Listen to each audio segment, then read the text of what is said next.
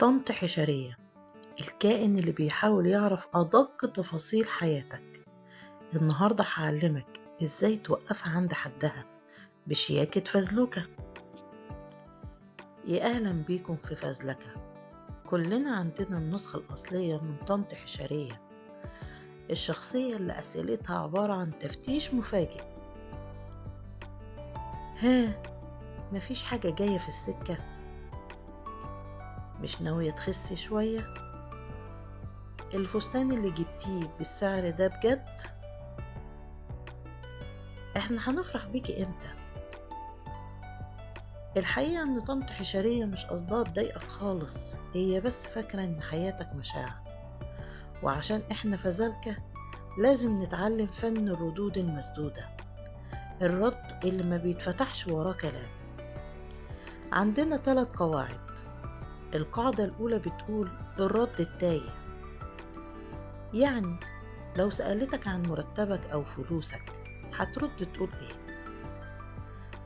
والله يا طنط الحمد لله مستورة وزي الفل. المهم انتي طمنيني، لسه السكر بيعلى معاكي ولا الدنيا ظبطت؟ هنا انت نقلت الهجوم لملعبها وخليتها تحكي عن تعبها نص ساعة. القاعدة التانية، قاعدة النصيب. لو سألتك عن الجواز أو الخلفة هترد تقول ايه؟ والله يا طنط النصيب لسه ما خبطش على الباب، وأول ما يخبط انتي أول واحدة هتعرفي عشان تزغرطيلي.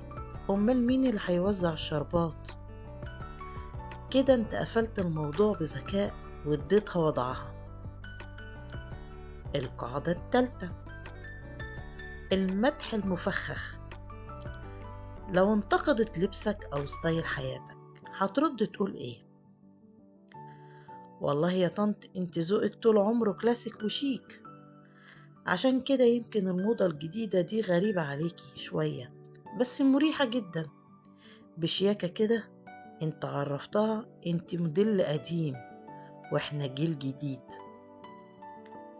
في الآخر يا فزلكة، طنط حشرية محتاجة إدارة مسافة واعية مش خناق. حط حدودك بابتسامة وما تخليش حد يطفي لمبتك. قولولي بقى في الكومنتات ايه أغرب سؤال حشري اتسألتوه. مستنية أشوف ردودكم. الفزلوكة، سلام.